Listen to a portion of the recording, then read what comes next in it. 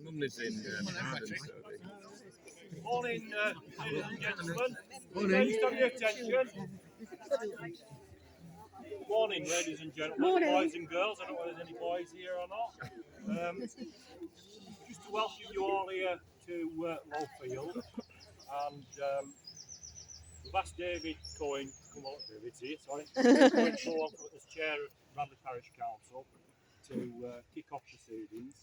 We'd also like, if there's any of the children who'd like to get involved in actually getting some of the soil in. saves me the job. We would really like that to happen. We'll be doing some filming and hopefully we'll be able to get it shown in the village hall as well this afternoon or tomorrow. So I'm going to hand over to David and he's going to just be careful. It's a bit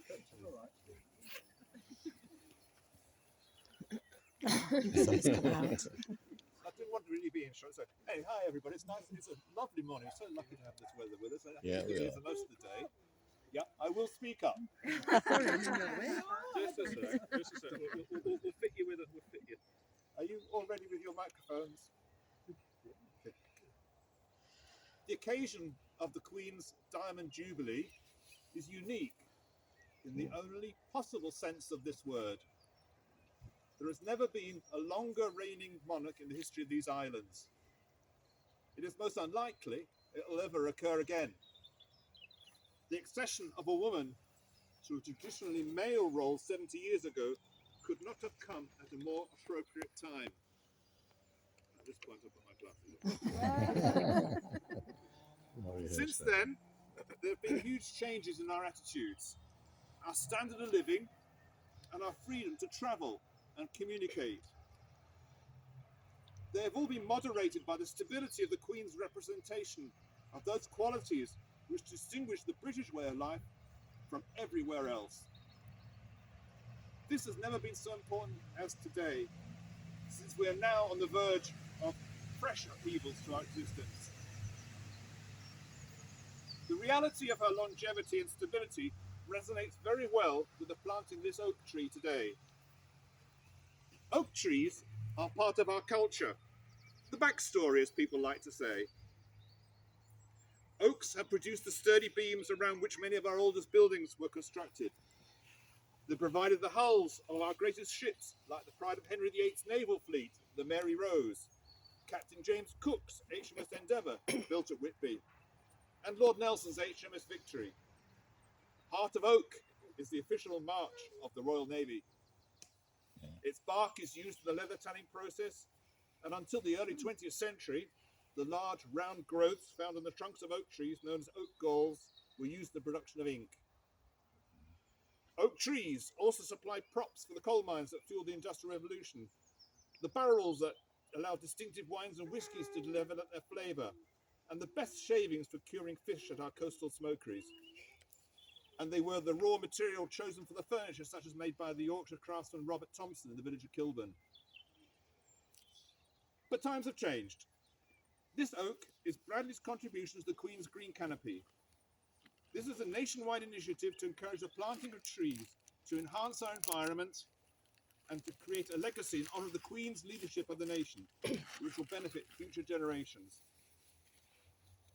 You may not know that the purchase of this oak has been made possible by the hard work of Molly Buckmaster, aged 12, from the village. She did the Captain Tom 100 Good Deeds challenge last year. She crafted 100 fridge magnets and sold them in the village shop, donating the proceeds to the Bradley and Bloom Group, who then bought this oak. We invited Molly to plant the tree today, but unfortunately I believe she's away on holiday. And the plaque, which is down there under the red blanket, has been made and given by Matt Childs. I thought I'd almost finish by reading a poem by George Bernard Shaw. Maybe you know it, but anyway. It's called The Oak Tree. I took an acorn and put it in a pot. I then covered it with earth, not a lot. Great pleasure was mine watching it grow. The first budding green came ever so slow. I watered my plant twice a week. I knew I would transplant it down by the creek. One day it will be a giant oak to shield me from the sun, a sheltering cloak. Lovers will carve their initials in the bark, an arrow through a heart, they will leave their mark.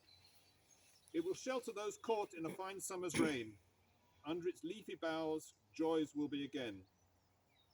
Creatures of the wilds will claim it for their own. Squirrels will reside here in their own home. Birds will build nests and raise their young. They will sing melodies, a chorus well sung. Under its branches, the grass will grow. Here and there, a wild flower will head its show. My oak tree for hundreds of years will live, perhaps the most important thing I had to give. I was going to finish with the national anthem, but I wonder if we do finish the planting the tree, and perhaps we'll do that at the end if everybody's willing to do that. Yes. Yes. Lisa. Well done, David.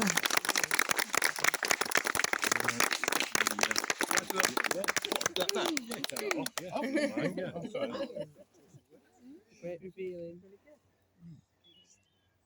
Yes, it is. We don't want to stick to filing. Keep the trowel. Do you want to stick some soiling? Yeah. Trowel. Some soiling with David. David.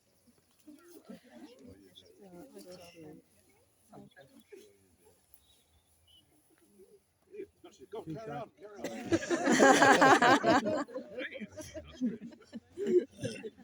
Here a while. Not going to make too much garden. Use a shovel if you want. You're all right.